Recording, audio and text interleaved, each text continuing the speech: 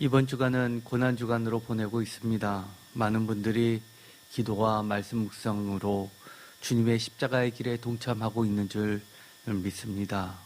오늘 우리에게 주신 하나님의 말씀은 요한복음 12장 24절, 11장 50절의 말씀입니다.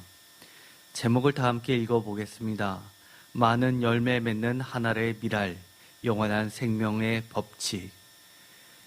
오늘 이 말씀은 제가 과거에 그렇게 요한복음을 많이 설교를 했고 또 이 사순절 기간마다 특히 고난주간에는 복음서의 예수님의 십자가의 마지막 일주일 기간에 있었던 일들을 설교를 많이 했음에도 불구하고 왜 이 말씀을 전하지 않았을까라고 다시 한번 제가 깜짝 놀란 말씀이기도 합니다. 여러분들도 아마 이 말씀은 너무 많이 알고 있다고 생각하는 말씀일 것 같습니다. 오늘의 말씀 요한복음 12장 24절을 다 함께 읽어보도록 하겠습니다. 내가 진실로 진실로 너희에게 이르노니 한 알의 밀이 땅에 떨어져 죽지 아니하면 한 알 그대로 있고 죽으면 많은 열매를 맺느니라. 아멘. 이 말씀은 아마 모르시는 분이 없을 것 같습니다. 심지어 비기독교인이라 하더라도 조금만 NGO 활동 같은데 관심이 있으신 분들은 미랄 선교회, 미랄 재단 이렇게 해서 어떤 좋은 일들을 하는 단체들에 흔히 등장하는 이름이기도 합니다. 한 알의 밀이 땅에 떨어져 죽지 아니하면 한 알 그대로 있고 죽으면 많은 열매를 맺느니라 라는 이 말씀은 종교를 떠나서 많은 사람들의 사랑을 받는 아주 중요한 말씀입니다. 그런데 요한복음에서 유일하게 나와 있는 이 말씀은 사실은 마태, 마가, 누가복음에 있는 이 씨 뿌리는 자의 비유의 또 다른 버전이기도 하지만 그 성격이 사뭇 달라지고 있습니다. 특별히 마태복음과 마가복음에서는 이것이 선교에 관련된 이야기로서 50배, 100배 이런 어떤 풍성한 30배, 50배, 100배의 풍성한 선교의 열매를 맺는 것으로 이야기되는 예수님의 비유로 사용되었지만 여기서는 전혀 다른 십자가의 죽음과 관련이 되어 있다는 겁니다. 이것이 바로 요한복음의 아주 독특한 영성이요 또 특징이라고 할 수 있습니다. 요한복음을 보면 마지막 십자가에 달려 돌아가실 때에 공관복음서, 마태마가, 누가복음에서 기록되어 있는 많은 부분이 순서적으로 요한복음에선 나타나 있지 않고 다른 여러 군데에서 다른 의미로 많이 사용되고 있습니다. 특별히 오늘 이 12장 24절 전후에 있었던 말씀 중에서 또 유명한 것이 있습니다. 예를 들어서 26절입니다. 사람이 나를 섬기려면 나를 따르라. 나 있는 곳에 나를 섬기는 자도 거기 있으리라. 라는 이 26절의 말씀 가운데 특별히 상반절에 해당하는 말씀은 공관복음서에서는 십자가의 도의 명령으로서 나옵니다. 누구든지 나를 따르려면 자기 십자가를 지고 따라야만 된다라는 예수님의 제자도에 관련된 명령입니다. 그런데 여기서는 뒷부분이 다르게 나와 있고 또한 그뿐만이 아닙니다. 27절에 가면 이런 구절도 있습니다. 지금 내 마음이 괴로우니 무슨 말을 하리요. 아버지여 나를 구원하여 이때를 면하게 하여 주소서. 그러나 내가 이를 위하여 이때에 왔나이다. 아버지여 아버지의 이름을 영광스럽게 하옵소서 하시니 이에 하늘에서 소리가 나서 이르되 내가 이미 영광스럽게 하였고 또다시 영광스럽게 하리라 하시니 이 구절도 우리가 공관복음서에 보면 특별히 십자가에 달려 돌아가시기 바로 직전 겟세마네 동산에서의 예수님의 기도가 생각나게 합니다. 가능하면 이 잔을 나에게서 멀리 떠나가게 해달라. 그러나 나의 뜻이 아니라 아버지의 뜻대로 하옵소서라는 그 기도 내용과 사실 앞뒤에 섞여 있는 이 요한복음의 말씀을 읽어보면 그 본질은 같기 때문입니다. 내 마음이 괴로운데 무슨 말을 하리까? 이때를 면하게 하여 주옵소서. 그러나 내가 이때 이를 위하여 이때 왔다라고 하면서 주님의 하나님 아버지께서 주신 그 주님의 잔을 마시는 것 같은 효과를 내게 합니다. 그런데 이 모든 것이 바로 20절 명절에 예배하러 왔다라는 것을 보아서 마지막 유월절, 즉 십자가에 달려 돌아가시는 그 때라는 걸 알 수 있게 되고, 또한 24절에 한 알의 밀이 땅에 떨어져 죽지 아니하면 이라는 것을 통해서 십자가의 죽음이라는 것을 알게 됩니다. 뿐만 아닙니다. 계속해서 영광이라는 이야기가 나오고 32절 그 유명한 말씀이 나오게 됩니다. 내가 땅에서 들리면 모든 사람을 내게로 이끌겠노라. 그리고 이것은 요한복음에서 특별하게 땅에서 들린다라는 그 말은 십자가 죽음을 상징하는 전형적인 말씀이 되기 때문입니다. 뿐만 아니라 그 뒤에 설명하는 구절에서도 마찬가지입니다. 34절에 이렇게 되어 있습니다. 이에 무리가 대답하여 이르되 우리는 율법에서 그리스도가 영원히 계신다 함을 들었거늘 너는 어찌하여 인자가 들려야 하리라 하느냐. 인자가 들려야 한다라는 것은 요한복음에서는 모세가 노뱀을 든 것 같이 인자도 들려야 한다라는 이 말로서 십자가 죽음을 상징하게 됩니다. 그러면서 이 모든 내용들이 결국은 십자가 죽음으로 향하고 있음을 보게 됩니다. 다시 한번 요한복음 12장 23절부터 보도록 하겠습니다. 23절 다 같이 읽겠습니다. 예수께서 대답하여 이르시되 인자가 영광을 얻을 때가 왔도다. 아멘. 이 하늘의 미랄 이야기 바로 앞에 영광이라는 이야기와 인자라는 이야기를 먼저 꺼내십니다. 이 인자라는 것은 쉽게 말해서 사람의 아들입니다. 성경에서 특별히 공관복음에서 인자는 매우 중요한 위치를 차지하고 있습니다. 제가 전에 요한복음 설교를 할 때도 인자에 관련돼서 여러 가지 의미를 말씀드린 적이 있습니다. 참고로 검색해서 찾아서 그때의 설교를 꼭 들어보시기 바랍니다. 먼저 이 인자라고 하는 이 타이틀, 이 인자는 특별히 마가복음에 있어서는 예수님께서 자신을 지칭하면서 불렀던 유일한 말씀입니다. 하나님의 아들이라는 이 말은 오히려 마가복음에서 제일 처음 등장하는 것이 바로 사탄에 의해서 불려지게 됩니다. 예수님은 자신을 하나님의 아들이라고 부르지 않습니다. 사탄 또는 귀신 들린 자가 하나님의 아들이라고 부르는데 예수님은 스스로를 하나님이 아닌 사람의 아들이라고 스스로를 이야기하고 있습니다. 물론 이것은 구약의 다니엘서의 인자의 배경을 두고 있습니다. 어쨌든 간에 이 인자는 요한복음에서 매우 중요한 상징어입니다. 특별히 요한복음 18장 40절 마지막 죽음을 나타내는 십자가 죽음을 나타내는 이 직전에 이 빌라도가 재판을 하면서 또 사람들에게 예수님을 풀어주기 위해서 누구를 놓아주면 좋겠느냐라고 물을 때도 나오는 말이기도 합니다. 38절 빌라도가 이르되 진리가 무엇이냐 하더라. 이 말을 하고 다시 유대인들에게 나가서 이르되 나는 그에게서 아무 죄도 찾지 못하였노라. 39절 유월절이면 내가 너에게 한 사람을 놓아주는 전례가 있으니 그러면 너희는 내가 유대인의 왕을 너에게 놓아주기를 원하느냐 하니 40절 그들이 또 소리질러 이르되 이 사람이 아니라 바라바라 하니 바라바는 강도였더라 라는 구절이 나오게 됩니다.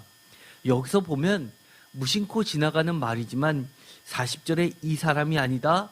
그들이 택한 유대인들이 택한 것은 사람이 아니라 바라바다라는 구절이 나오게 됩니다. 이 바라바는 사실은 이런 뜻입니다.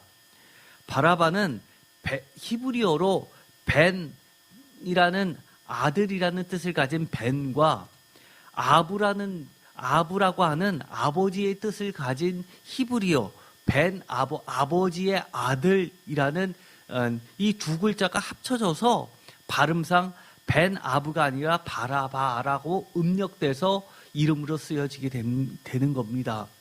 그래서 헬라어에서 이 바라바다라는 것은 또는 아람어로 바라바라 하는 것은 히브리어 벤 아부라는 것을 음력한 것이 됩니다. 그런데 이것은 아버지의 아들, 우리가 알고 있는 육신의 아버지의 아들이라는 정말 무명의 보통 사람을 이야기하는 것이 아니라 히브리 사람들은 하나님의 이름을 입 밖에 내는 것을 꺼렸기 때문에 거룩하신 분 또는 아버지라고 불렀습니다. 그래서 아버지의 아들이라는 것은 스스로 내가 하나님의 아들이다, 신적 메시아다라고 주장하면서 사람들을 이끌었던 독립투사, 즉 성경의 구약 용어대로 하면 다윗 왕가의 이 왕조를 다시금 일으키려고 하는 메시아, 스스로 메시아, 자칭 메시아라고 하는 사람입니다. 그런데 사람들은 여기서 이 바라바를 선택하게 됩니다. 당연하겠죠. 사람의 아들과 하나님의 아들 중에서 그들은 이렇게 이야기하는 겁니다. 나는 사람의 아들을 원하는 것이 아니라 하나님의 신의 아들을 원한다라는 뜻이 되는 겁니다.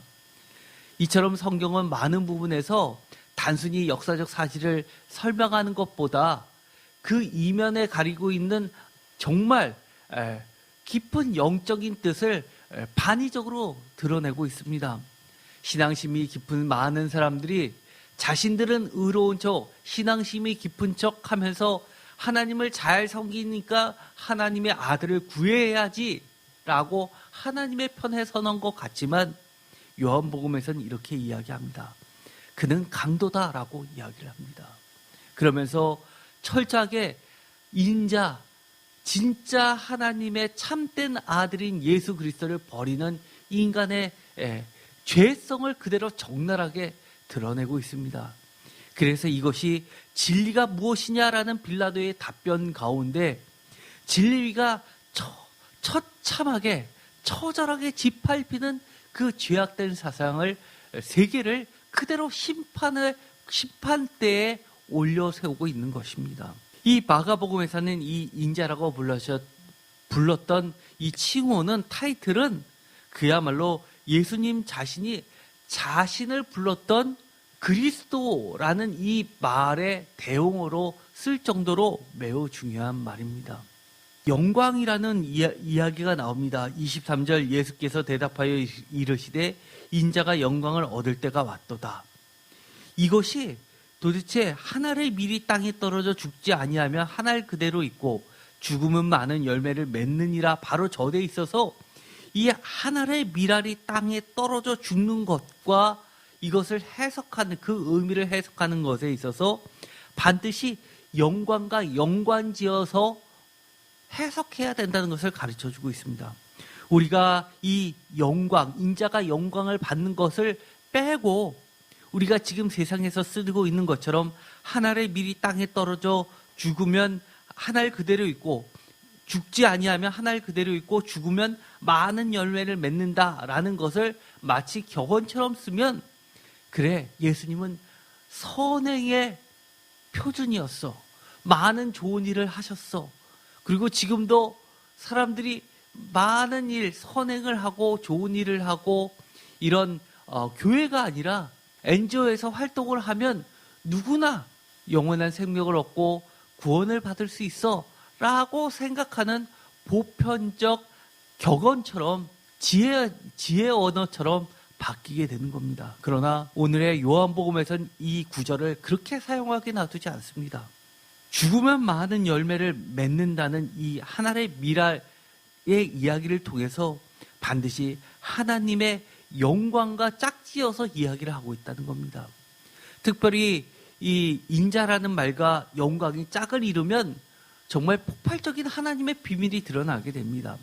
예를 들어서 요한복음 1장 51절에 보면 이런 말이 있습니다. 또 이르시되 진실로 진실로 너희에게 이르노니, 진실로 진실로 이른다라는 말은 아멘 아멘이라는 말이 두 번 반복되는 것이고, 요한복음에서 대표적으로 예수님의 참되신 말씀을 표식으로 남겨둔 것입니다. 다른 많은 구절들이 의심을 받는다 하더라도 이 구절만큼은 토시 하나 틀리지 않고 예수님이 직접 하셨던 말씀으로 외우고 전해야 될 아주 진수, 예수님의 말씀 어록들 중에 최고라고 최고로 여겨지는 구절들인 겁니다. 하늘이 열리고 하나님의 사자들이 인자 위에 오르락 내리락 하는 것을 보리라. 여기서도 예수님을 자신을 인자라고 부르면서 뭐라고 이야기하는 것이냐 하면 하늘과 땅을 연결해주는 사닥다리로 표현하고 있습니다. 이것은 야곱의 사닥다리를 배경으로 하고 있습니다. 그러면서 예수님만이 하나님께로 가는 유일한 길임을 나타내고 있습니다.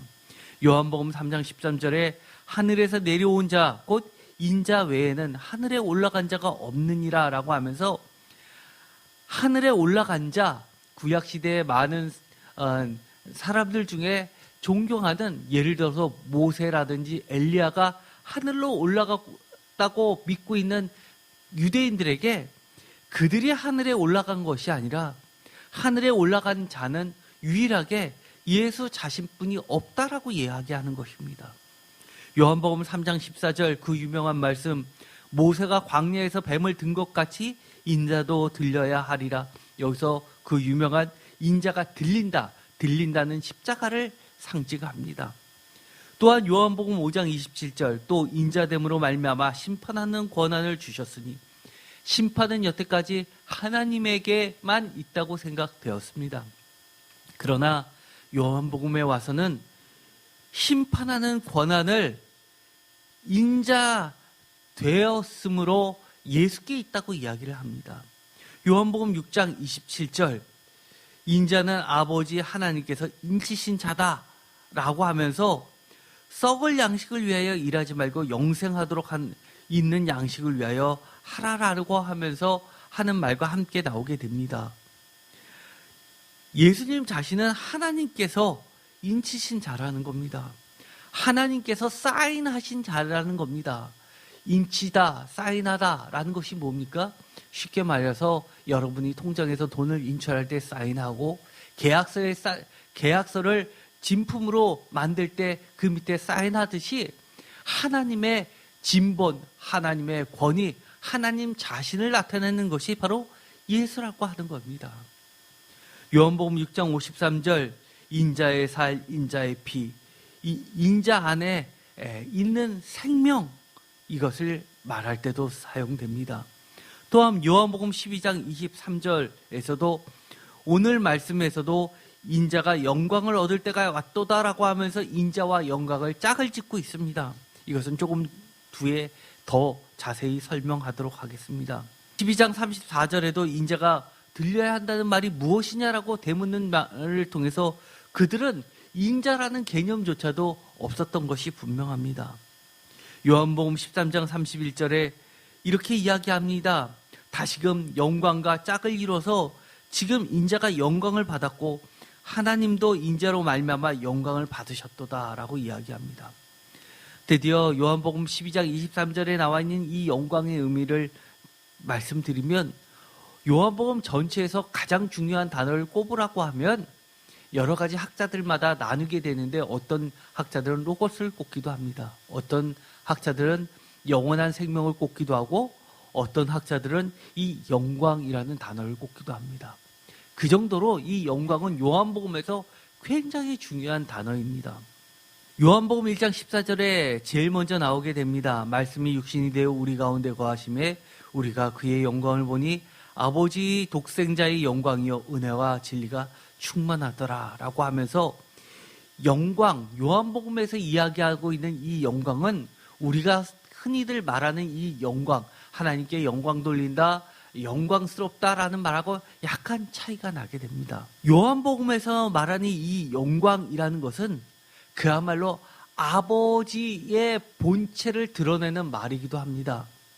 요한복음 2장 11절에 이 유명한 갈릴리에서의 첫 표적, 물을 포도주로 바꾼 사건에서 나오게 됩니다. 예수께서 이 첫 표적을 갈릴리 가나에서 행하여 그의 영광을 나타내심에 제자들이 그를 믿으니라. 여기서도 이 표적을 행함으로써 그의 영광을 나타내셨다라는 것을 통해서 이것을 잘못 이해하면 하나님께서 예수님께서 하나님의 능력으로 마치 어떤 신비스러운 기적이나 마술 같은 것을 행함으로써 하나님만이 갖고 있는 신적인 능력을 보여줬다라고 생각할 수 있습니다. 그러나 여기선 그것이 아니라 이 물이 포도주로 바뀌는 사건, 물은 전통적으로 모세오경 토라를 이야기하고 말씀을 상징했는데 그것이 포도주로 참된 포도주인 예수 그리스도의 피로써 영원한 생명으로 완전한 변화를 일으켰다는 것을 상징하는 겁니다. 그래서 그의 영광이라는 것은 철저하게 하나님의 본질을 드러낸 사건이라고 할 수 있는 겁니다. 그것이 무엇입니까? 그것은 예수 그리스도의 피와 연관되어 있는 예수 그리스도 십자가의 죽음과 연관되어 있는 영원한 생명과 관련되어 있습니다. 요한복음 7장 39절에는 아주 중요한 말씀이 나옵니다. 여기서 보면 이 요한복음에서 영광이라는 단어를 쓸 때에 어떻게 보면 이것이 가장 직접적으로 연관이 되는 힌트이기도 합니다. 예수께서 아직 영광을 받지 않으셨으므로 성령이 아직 그들에게 계시지 아니하더라. 요한복음 7장 39절 아직 영광을 받지 아니하셨으므로 라는 이 이야기를 통해서 요한복음에서 영광이라는 것은 바로 십자가와 부활 사건을 이야기하는 겁니다. 어떤 일은 이것을 부활 사건으로 이야기하고 어떤 이들은 이것을 십자가로 이야기하는데 저는 사실은 부활보다는 십자가에 조금 더 무게를 두는 입장입니다. 왜냐하면 요한복음에서 다 이루었다라고 하는 다 이룸은 부활이 아니라 십자가 위에서의 완성을 이야기합니다.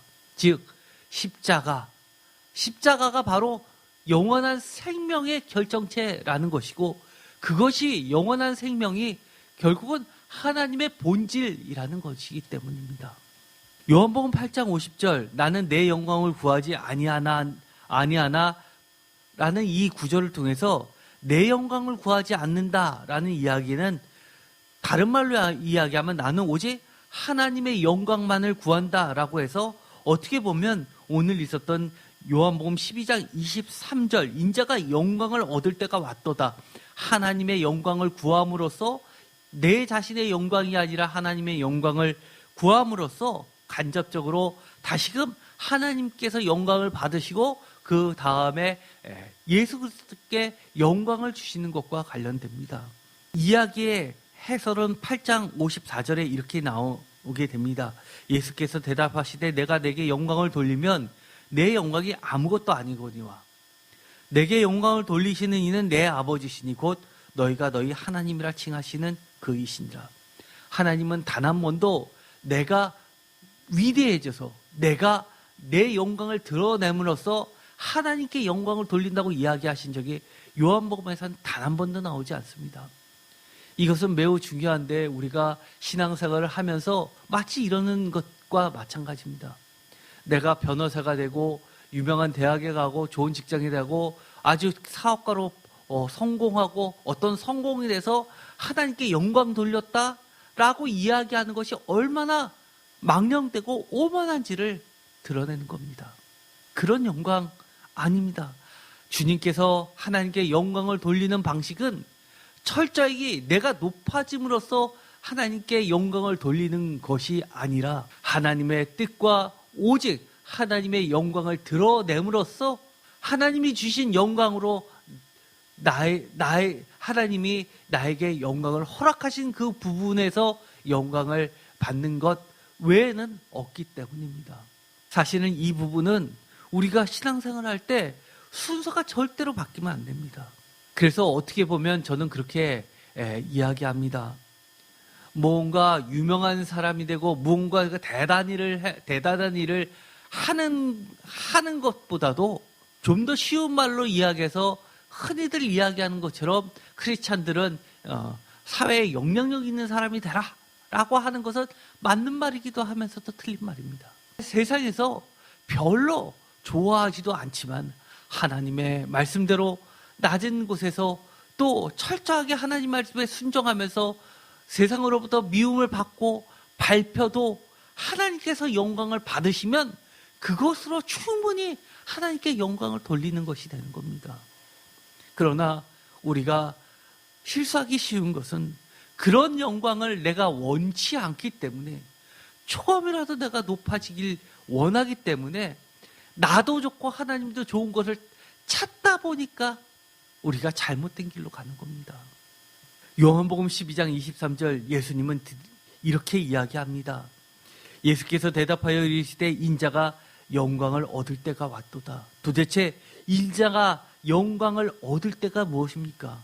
다른 말로 하면 인자가 하나님께 영광을 돌릴 때가 인자가 영광을 얻을 때입니다. 인자 예수님께서 이 땅에서 영광을 얻을 때가 언제였습니까? 바로 오늘의 말씀 24절입니다. 하늘의 밀이 땅에 떨어져 죽을 때라는 겁니다. 요한복음 12장 28절에 아버지여 아버지의 이름을 영광스럽게 하옵소서라고 하시니 이에 하늘에서 소리가 나서 이르되 내가 이미 영광스럽게 하였고 또다시 영광스럽게 하리라라는 하늘의 음성을 듣게 됩니다. 마치 하나님의 뜻을 재확인해 주시는 것만 같습니다. 요한복음 13장 31절 그가 나간 후에 예수께서 이르시되 지금 인자가 영광을 받았고 하나님도 인자로 말미암아 영광을 받으셨다. 명확해집니다. 그가 나간 후에 이것은 마지막 만찬 때 배반자 가룟 유다가 나간 후에 예수께서 제자들에게 이야기하시는 장면입니다. 지금 인자가 영광을 받았고 하나님도 인자로 말미암아 영광을 받으셨다라고 이야기합니다. 십자가의 죽음이 이미 실행되었음을 이야기해 주시는 겁니다. 우리는 십자가 영광 말고는 아무것도 없고 우리가 하나님께 영광을 돌리는 방법 또한 십자가의 길 외에는 아무것도 없다는 사실을 우리는 철저히 고백하고 깨달으면 됩니다. 요한복음 14장 13절 너희가 내 이름으로 무엇을 구하든지 내가 행하리니 이는 아버지로 하여금 아들로 말미암아 영광을 받으시게 하려 함이라. 아멘. 왜 이런 말을 하셨을까요? 이미 우리가 살펴보았습니다. 주님께서는 하나님께서는 내가 이미 영광을 받았다라고 이야기하고 예수님도 그가 나간 후에 지금 인자가 영광을 받았다라고 함으로써 십자가의 그 죽음이 성취됨으로써 아버지로 하여금 아들로 말미암아 영광을 받으시게 하였다라고 이야기를 하는 겁니다. 그 이후로부터는 십자가 사건 이후로부터는 하나님께서는 모든 것을 아들에게 맡기십니다. 우리는 흔히 구약 성경을 보면서 이렇게 이야기합니다. 모든 생명은 주께 하나님께 있다. 생명의 근원은 하나님이시다 라고 고백을 합니다. 왜냐하면 하나님은 창조주 하나님이시기 때문입니다. 신약시대에 와서 또 지금 21세의 교회에서 신앙생활을 하시는 많은 분들이 가끔 그러시는 분들이 계십니다.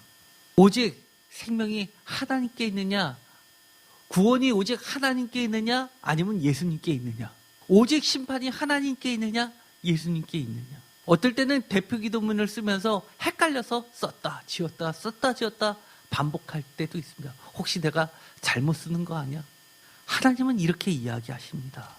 하나님께서는 영광을 받으셔서 그 모든 영광을 아들에게 주셨습니다. 예수 그리스도의 이름으로 모든 것을 통해서 하나님 자신이 영광을 받으십니다. 아들이 영광을 받고 아버지가 영광을 받는 겁니다. 특별히 요한계시록에 보면 우리가 그 유명한 모든 심판이 지나갈 때 5장 두루마리를 하나님의 오른손에서 취하는 어린 양 이야기가 나오기 전에 4장에 보좌에 앉으신 하나님의 이야기가 먼저 나옵니다. 그런데 5장이 생략된 채로 심판이 진행되는 것이 아니라 심판주이신 하나님께서 모든 권한을 어린 양에게 다 맡기십니다. 그것이 하나님의 영광 받으시는 방법이고 예수 그리스도께서 영광 받으시는 방법이고 구체적인 방한 길들이기도 합니다. 그래서 요한복음 17장 22절에 보면 이렇게 이야기합니다. 내게 주신 영광을 내가 그들에게도 주었사오니 이는 우리가 하나가 된 것 같이 예수님께서 하나님과 예수님이 하나인 것처럼 예수님도 십자가에 달려 돌아가심으로써 그들 즉 예수님의 제자들에게도 하나가 되게 한다라고 이야기합니다. 이것이 유명한 17장의 포도나무 이야기입니다. 이것은 오늘의 말씀과도 관련이 됩니다. 한 알의 밀이 땅에 떨어져서 많은 열매를 맺는데 이 많은 열매를 맺는 방식은 바로 예수님과 하나님이 하나가 되듯이 십자가에 달리신 예수님과 그 제자들이 하나가 되는 수밖에 없는 겁니다. 그 포도나무에서 떨어져 십자가에서 떨어진 그 누구도 사실은 열매 맺을 수가 없는 것입니다. 그러면서 요한복음 17장 24절에 아버지여 내게 주신 자도 나 있는 곳에 나와 함께 있어 아버지께서 창세전부터 나를 사랑하심으로 내게 주신 나의 영광을 그들에게 보게 하시기를 원하노라. 이것을 보면 오늘의 말씀이 조금 이해가 됩니다. 왜냐하면 오늘 9절 내가 진실로 진실로 너에게 이르노니 한 알의 밀이 땅에 떨어져 죽지 아니하면 한 알 그대로 있고 죽음은 많은 열매를 맺는 자 24절 그 다음에 25절 자기 생명을 사랑하는 자는 잃어버릴 것이요 이 세상에서 자기의 생명을 미워하는 자는 영생하도록 보존하리라. 영생이 나오게 되고요. 26절 다 같이 읽겠습니다. 사람이 나를 섬기려면 나를 따르라. 나 있는 곳에 나를 섬기는 자도 거기 있으리니 사람이 나를 섬기면 내 아버지께서 그를 귀히 여기시리라. 아멘. 이 구절이 떨어져 있을 때는 무슨 말인지 모르지만 사실은 이 26절과 17장 24절을 같이 읽어보면 그 말이 또 다른 해석을 낳습니다. 그 말이 그 말입니다. 아버지여 내게 주신 자도 나 있는 곳에 나와 함께 있어 아버지께서 창세전부터 나를 사랑하심으로 내게 주신 자의 영광을 그들로 보게 하시기를 원하노라. 사람이 나를 섬기려면 나를 따르라. 나 있는 곳에 나를 섬기는 자도 거기 있으리니 사람이 나를 섬기면 내 아버지께서도 그를 귀히 여기시리라. 이해되시나요? 이처럼 이 하나의 미랄의 이야기는 철저히 십자가로 귀결되고 십자가로부터 해석이 가능한 겁니다. 요한복음 21장 19절에 이 말씀을 하시면 베드로가 어떠한 죽음으로 하나님께 영광을 돌릴 것을 가리키리라. 이 말씀을 하시고 베드로에게 이르시되 나를 따르라. 여기서도 따름의 제자의 문제와 이 영광과 또 영광과 맞물려서 어떠한 죽음까지도 이야기합니다. 베드로가 어떠한 죽음으로 하나님께 영광을 돌릴 것. 베드로는 거꾸로 십자가에 달려 돌아가셨죠. 이처럼 요한복음 12장 24절에 썩어서 많은 열매를 맺는 한 알의 미라는 많은 열매, 즉 또라는 생명들을 잉태하는 것이 죽음보다 더 큰 의미를 가지고 있는 겁니다.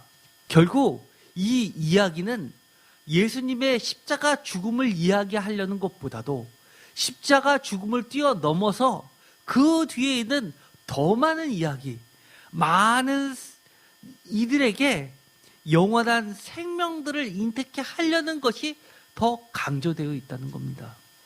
그것이 하나님의 뜻이라는 것을 예수 그리스도께서는 철저히 이해하신 겁니다.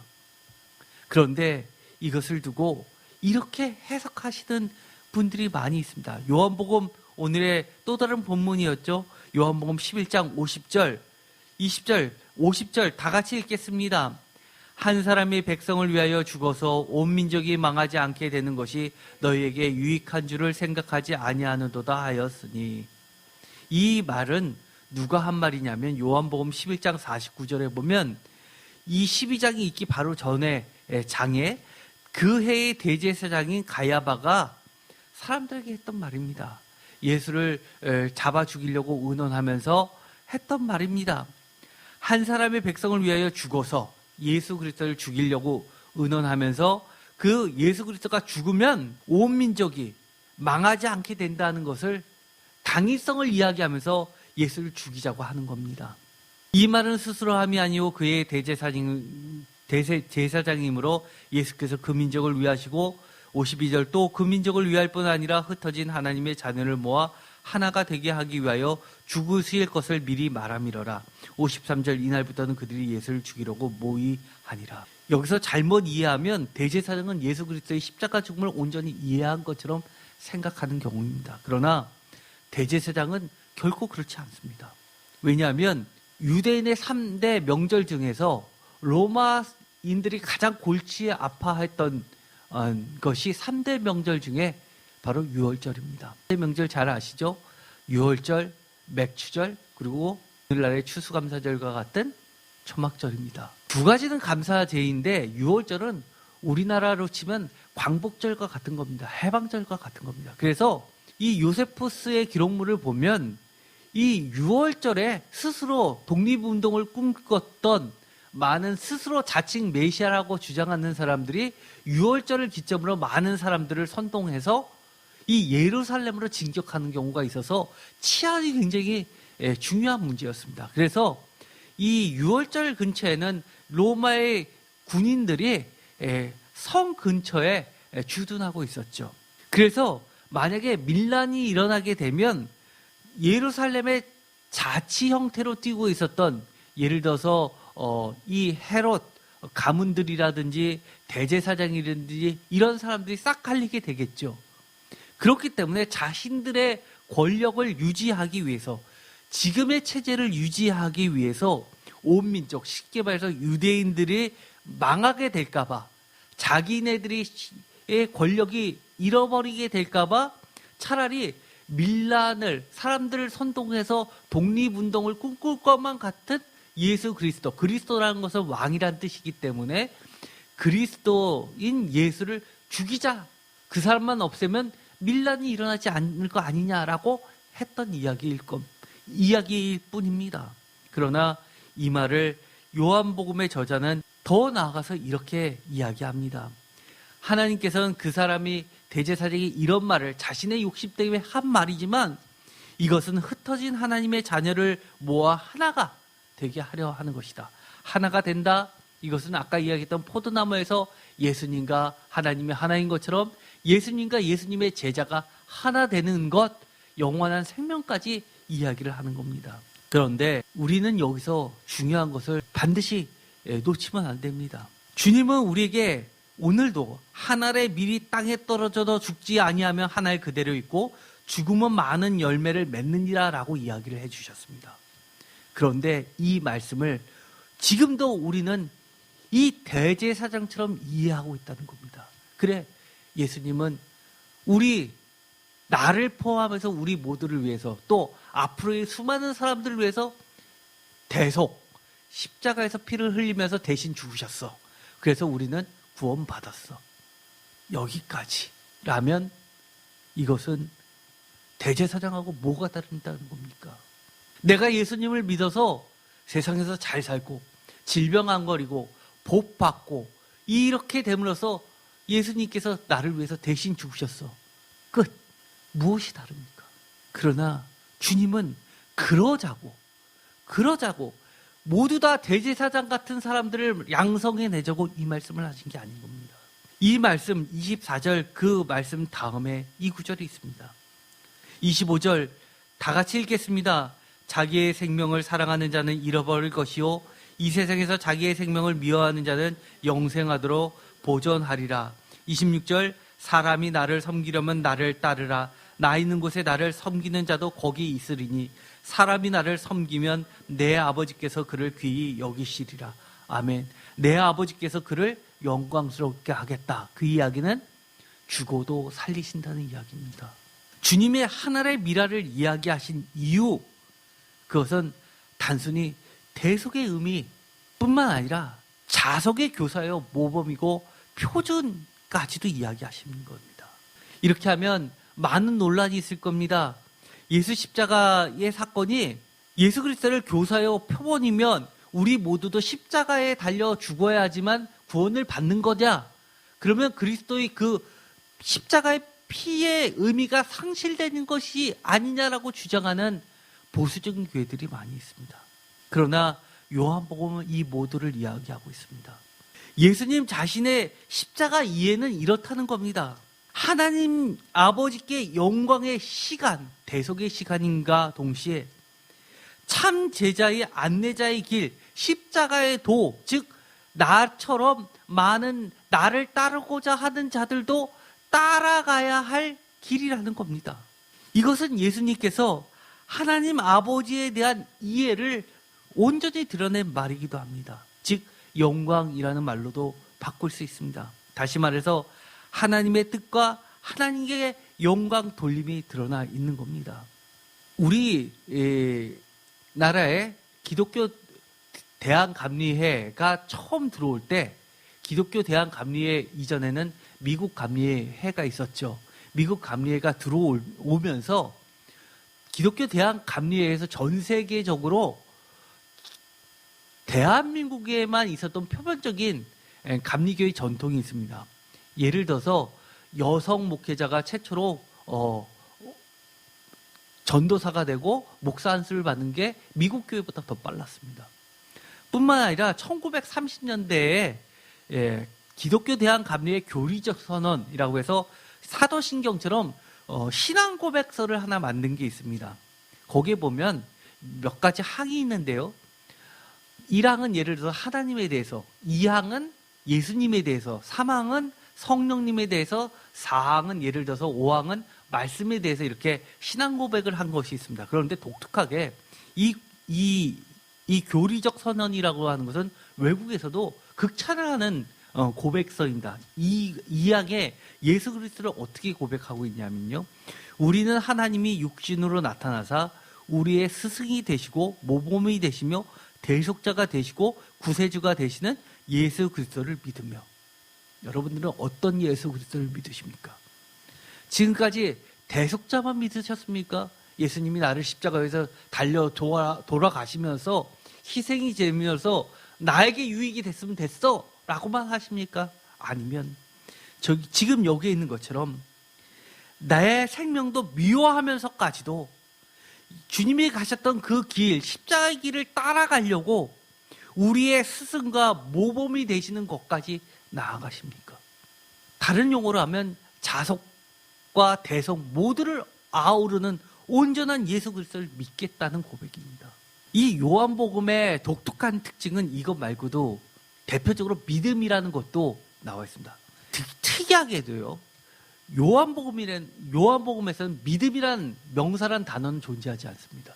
마태마가 누가복음에는 믿음이 있고요. 바울 서신에는 믿음이 굉장히 많이 나오는데 요한복음에서는 믿음이라는 명사형은 단 한 번도 나오지 않고 다 뭘로 나오냐? 믿다, 믿는다 라는 동사 또는 믿는이라는 형용사 또는 믿다를 분사형으로 바꿔서 믿는이라는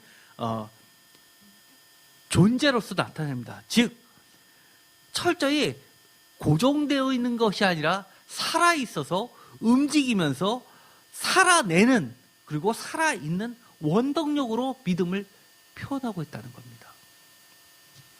예수 그리스도 십자가의 죽음, 이것은 철저히 하나님 아버지에 대한 이해, 영광에서부터 출발해서 하나님의 뜻, 즉 구원과 영원한 생명, 더 나아가서 하나님께 영광 돌리는 것까지도 이야기하고 있다는 겁니다. 즉 십자가 죽음은 하나님으로부터 버려짐이 아니라 하나님 아버지 참사랑의 결정체라는 겁니다. 그리고 영원한 생명을 얻는 유일한 길이라는 겁니다. 많은 기독교인이 지금도 그렇습니다. 영원한 생명을 얻는데 천국에 가는데 왜 꼭 십자가를 믿어야 되느냐라고 이야기합니다. 그러나 저는 이렇게 이야기합니다. 네, 그렇습니다. 십자가를 반드시 믿어야만 영원한 생명이 있습니다 라고 저는 선포합니다. 왜냐하면 특별히 요한복음은 그렇게 이야기하는 겁니다.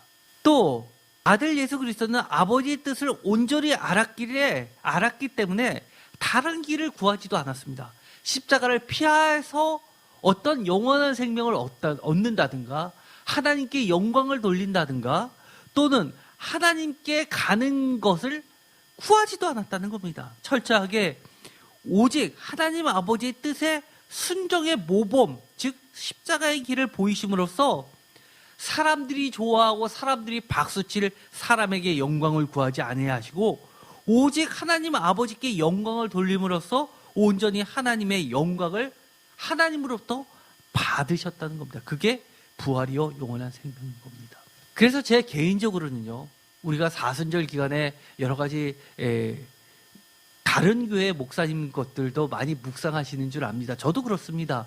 저도 말씀을 읽지만 다른 교회 목사님 설교도 듣게 되는데요.